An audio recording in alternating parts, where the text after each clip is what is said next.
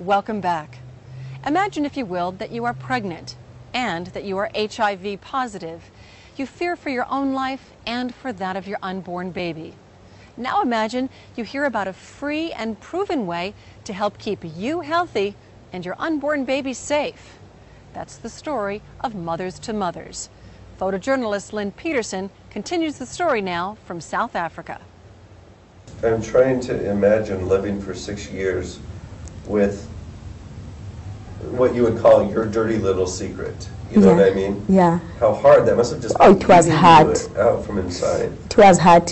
When I was in KZN with my mother-in-law and my father-in-law and the whole family, I had this secret. Sometimes I used to go to my room to stay like this. Ooh, can I tell them? Oh no.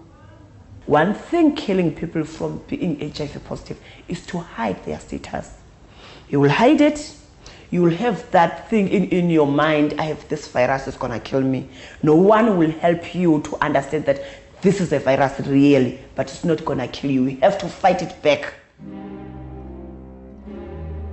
I came here in December of '99, became part of the department, and effectively found a department with a problem that was growing without any kind of resources allocated to manage it. So there weren't any HIV clinics for pregnant women. What's not working is how people were being offered the program. That they were only being reached in medical terms. Would you like a test? Here's a drug. But there really weren't any resources being delivered to how do we educate women about HIV and how do we ensure that they embrace these interventions that can contribute to better outcomes. Does Mothers to Mothers provide medicines, or does Mothers to Mothers provide social service? We are just providing social service, and it's an incredibly important distinction. We don't provide medicine by design. We work with government structures that do. I'd be worried if we were providing medicine, because how do we sustain our efforts if we are running the whole show? We work in partnership with medical groups so that there's this, we are the social component of a medical program.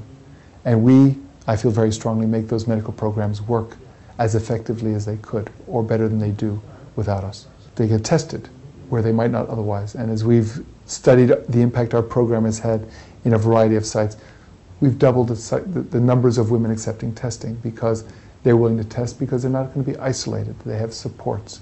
They see women who are just like themselves who were tested and benefited from having a test. So they are willing to take the test because they become part of something where they feel safe. They get their medicines and they understand how to take the medicines, because they have also mothers who've taken the medicines who instruct them on how to do it and why it's so important to do it. And how do you work around a partner or a family member you haven't told yet? Or better still, how do you tell that partner or family member so they support you? How do you feed your baby? Well, we know exclusive feeding is the right answer, either breast or formula, but we know that mixed feeding is a social standard. So how can we guide women to make decisions around feeding their infant either exclusively with breast milk or with formula, and then support them as they do that? Now those are the testing, drugs, and feeding. That's it. It's not rocket science, except in making sure that these very simple interventions are accepted as thoroughly as they need to be to work as effectively as they can. And then on that very same day, I was taken to the Mother's Programs room. That's when I actually began to explore some of my feelings, my fears, and I wasn't so scared anymore. Helping people, working with people, solving problems, making people feel better. When people crying, you just sit down and say, "Sister, don't cry, you're not alone, I'm here. I was in this, and then now look at me, I'm doing well." I find the mothers like me.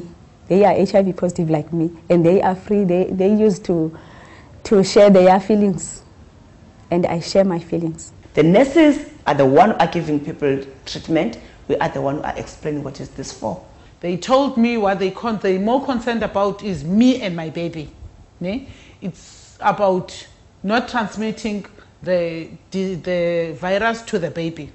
I don't understand how it's possible for an unborn child who is sharing the same body as an HIV-infected mother to not get infected. It doesn't seem possible to me. Aren't they sharing the same blood? Would you like me to put something on the board? Sure. Here, if you're using nevirapine as a single dose, okay, you're going to give this mother her nevirapine tablet when she's been contracting for 2 or 3 days or for 2 or 3 hours. And remember, with each contraction, there's a little squirt of blood.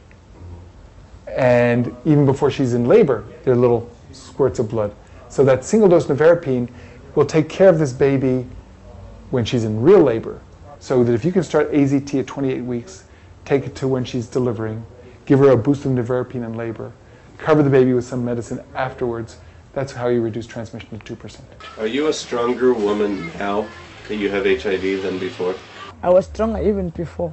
It makes me more stronger. Yeah. Because I always tell myself that HIV is a second chance in life. That's what I told myself. I have a second chance in life. So I must make use of that second chance in good things. So why other people can't do that? I used to say to the women that I used to see, you are fortunate to be HIV positive, not to be diagnosed with AIDS. Because when you've got AIDS, there's slim chances of the second chance. You can have it, you can't have it. So when you're HIV positive, means that you have a full chance to live the second life. Go for it. Go for it. We'll continue our story on Mothers to Mothers right after these messages.